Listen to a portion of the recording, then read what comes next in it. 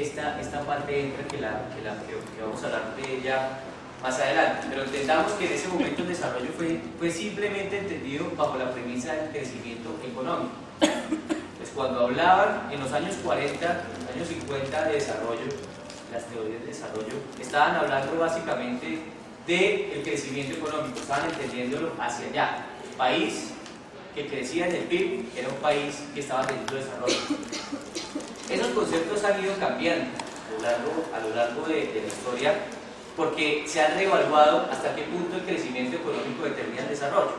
Recuerden que Colombia en los últimos años tuvo un crecimiento económico por encima del 6%, 5%, que es un crecimiento, digamos, respetable a nivel internacional. Pero el problema que se vinieron dando cuenta algunos autores y analistas e investigadores era que el crecimiento económico por sí solo no generaba desarrollo, era un factor de desarrollo, pero era más importante, por ejemplo, cómo ese crecimiento económico se redistribuía entre la población. ¿Sí?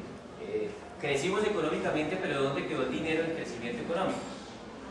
Entonces, si crecimos económicamente y el dinero del crecimiento económico quedó en manos de una pequeña parte de la población, entonces, ¿hasta qué punto se puede hablar que hubo desarrollo?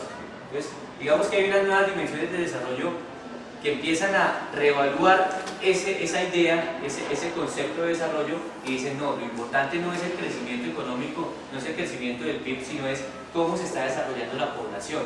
Entonces la gente, la población, la ciudadanía, la gente se convierte en el centro de la discusión del desarrollo. Ya no es el PIB, ya no es el Estado, ya no es la economía, sino el sujeto, la persona. Entonces ya empezamos a hablar de los niveles de libertad de la persona, del libre desarrollo de la personalidad, los niveles de bienestar, de satisfacción de necesidades. Entonces se viene una nueva teoría sobre el desarrollo enfocada en la satisfacción de necesidades, lo que llamaron las necesidades básicas y satisfechas.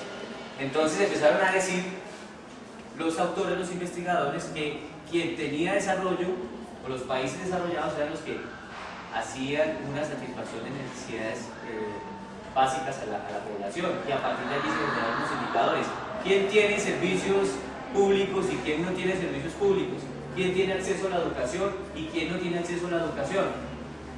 Entonces fíjense cómo ha venido cambiando la idea del desarrollo, y la idea del desarrollo ya no es estática, y así como ha venido cambiando en la historia, seguirá cambiando de acuerdo a los nuevos retos, a los nuevos cambios culturales, y ya tal vez hacia el futuro una necesidad sea la necesidad de comunicarse, como ya lo están planteando, la necesidad de contar con tecnologías de la información y la comunicación, contar con TIC. Entonces ya se convierte en un derecho y se considera como un indicador que el que no tenga acceso a las redes de información, el que no tenga acceso a la conectividad, es una persona que no se le están limitando las condiciones de desarrollo adecuado. Entonces, cuando hablemos de desarrollo estamos hablando de un proceso dinámico, cambiante, que tiene que ver con los contextos culturales que se van dando en una sociedad, y el desarrollo depende de dónde me pare yo. Si me paro en la Edad Media, entonces el desarrollo es una cosa.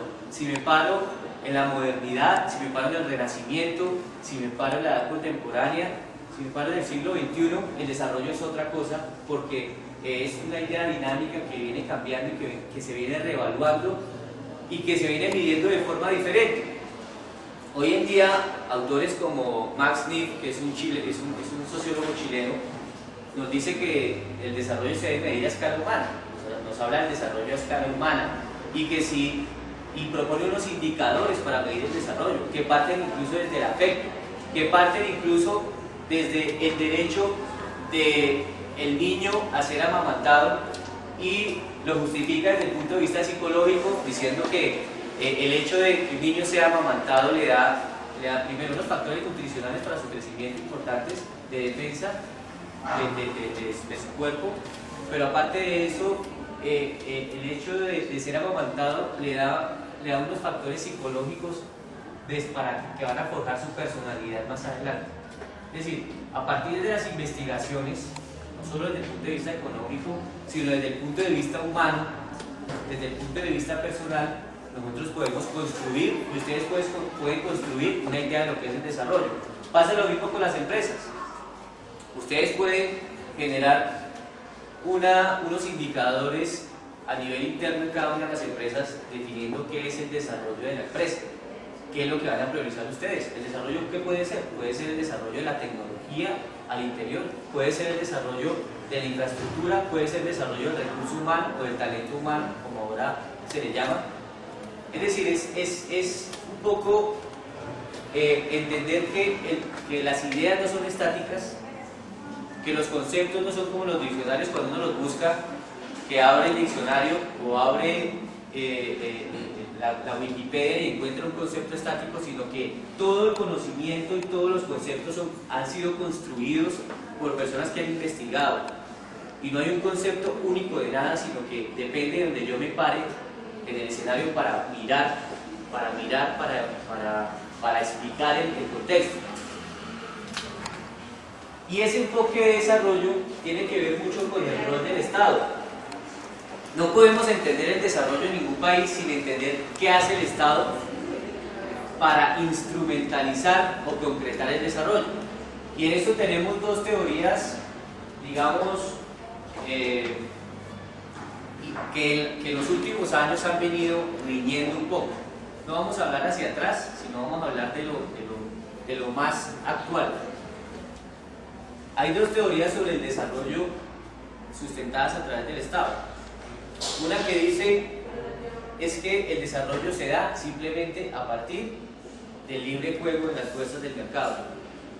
La oferta y la demanda regulan el desarrollo. El Estado no debe intervenir en eso.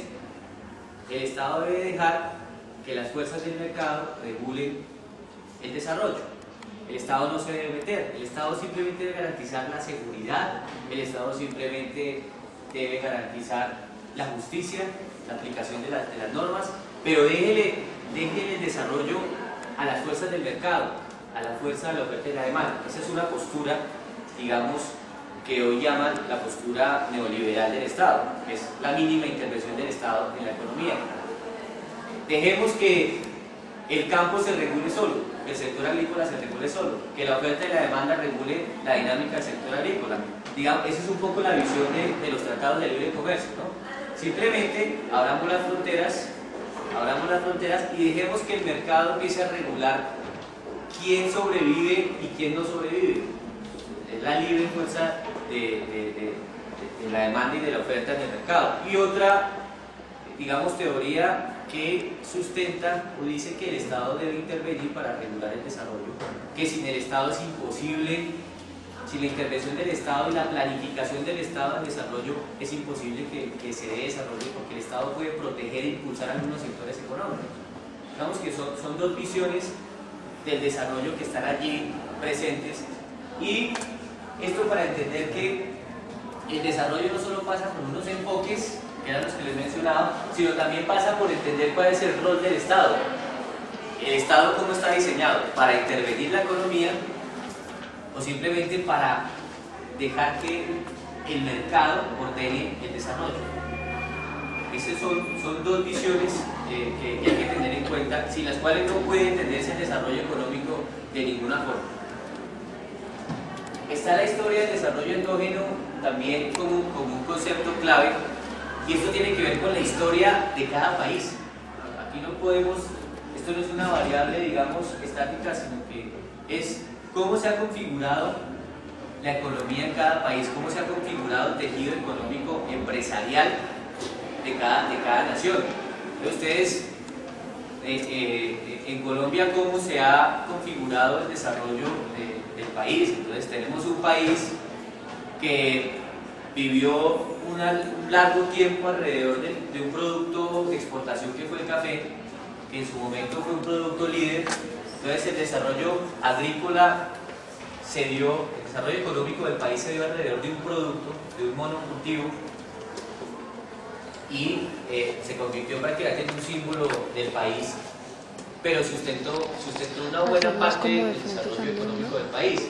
Entonces ahí es donde nosotros tenemos que mirar nuestro país históricamente, cómo ha construido su historia empresarial y su historia económica, cómo se ha construido la estructura de la propiedad rural, por ejemplo, cómo es el tema de la concentración de la tierra, y cómo digamos, no voy a entrar ya en detalles, pero cómo el conflicto